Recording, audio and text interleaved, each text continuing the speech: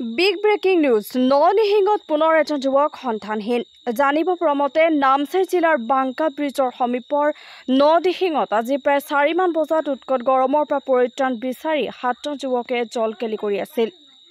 ইপাৰৰ পৰা হিপাৰ হৈ যোৱাৰ চেষ্টা কৰোঁতে মহাদেৱপুৰ কৌপাতনি গাঁৱৰ মঞ্জয় চেতিয়া নামৰ লোকজনক নৈৰ খুঁটে উটুৱাই লৈ যায়।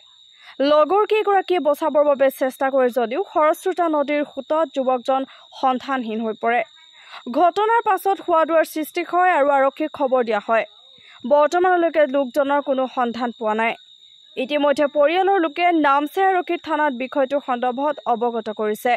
কাইলৈ সন্ধানহীন যুৱকজনক বিচাৰি NDRF বাহিনীয়ে অভিযান চলাব বুলিও জানিব পৰা গৈছে। News desk report, Namsai update news.